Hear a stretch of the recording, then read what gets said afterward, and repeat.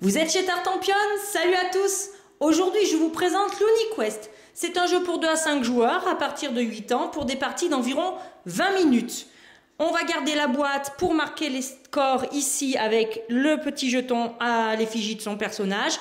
On installe au centre du plateau tous les petits cartons qui représentent des niveaux qui nous font penser aux jeux vidéo avec lesquels on va jouer. Ici, j'ai préparé le monde numéro 1, niveau 1. Chaque monde, à part le numéro 7, a 6 niveaux, sachant que le 6e niveau de chaque monde est un boss. Alors, qu'est-ce qu'on va faire dans l'UniQuest? On va installer son image au centre du plateau et on va devoir réaliser les missions de chaque planche. Ici, on nous demande de réaliser un parcours. Alors, on précise même qu'il faut qu'il démarre de la zone de départ représentée là, que l'on voit ici, jusqu'à la zone d'arrivée représentée ici avec le petit damier que l'on voit ici. Et si on réussit à faire ça, on gagne 3 étoiles, c'est-à-dire 3 points. On précise également qu'à chaque petit symbole comme ça, petit rond XP, vous gagnerez 1 étoile. Et malheureusement, si vous touchez un monstre, vous en perdrez 2. Ou si vous touchez une des plateformes, vous en perdrez 1.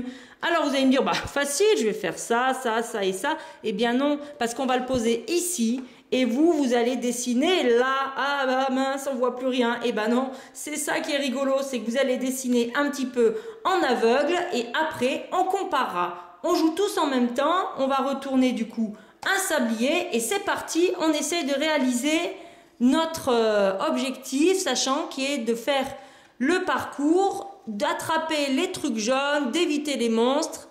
Alors soit on va jusqu'à la fin du sablier, soit une fois qu'on a fini, tout le monde décide d'arrêter. Et là, qu'est-ce qu'on fait? On sort notre petite planche transparente, voilà, et on la pose par-dessus la boîte, chacun son tour, pour vérifier si on a gagné des points ou pas. Alors, j'ai bien fait mon parcours qui va de là à là, ça me fait 3 points. Ici, je touche un jeton, je gagne donc 1 point supplémentaire. Malheureusement, ici, je touche la pointe du monstre, donc j'en perds 2. Là, je touche le jeton, j'en gagne 1. Et là, je touche le monstre, j'en perds 2. Alors, j'ai essayé d'attraper ce symbole, car vous le voyez sur les dessins, vous avez des symboles éclairs qui sont représentés sur des jetons comme ça, ou des symboles bombes qui sont représentés sur des jetons comme ça. Qu'est-ce que c'est? Eh bien, c'est soit des bonus ici, soit des malus. Alors, je vous donne un exemple. Un exemple de bonus, eh bien, vous pouvez avoir une peau de banane que vous allez gentiment jeter sur la planche d'un joueur pour l'embêter au prochain tour. Et en jeton malus, vous allez par exemple avoir comme gage de devoir dessiner avec l'autre main qui n'est pas votre main habituelle. Donc pour les droitiers, la main gauche, et pour les gauchers, la main droite. Donc c'est un jeu où la mauvaise foi est reine. Là, moi je dis, si, ça touche le jeton bonus. Il y en a qui vont dire non. Bon, et c'est ça qui est sympa, c'est qu'on s'amuse énormément à dire aux autres, non, c'est pas vrai, j'ai gagné et pas toi. Alors, ce que je voulais vous montrer un petit peu aussi, c'est le magnifique poster qui est livré avec, où on vous montre tous les mondes avec chacun des niveaux. C'est quand même super sympa. Donc on retrouve un peu comme les jeux vidéo, hein. On a le niveau glace, on a le niveau volcan, le niveau industriel. Donc ça rappelle vraiment cet univers. Et justement, je vous apprends que la maison d'édition qui fait l'UniQuest, c'est-à-dire Libellude, est en train de nous préparer une extension. Là, je vous parle, on est en début 2016. Et du coup, vous devriez pouvoir bientôt la trouver en boutique si ce n'est déjà fait. Et mon petit côté, ça fait un petit peu téléachat, excusez-moi, je suis en train de perdre ma voix. Il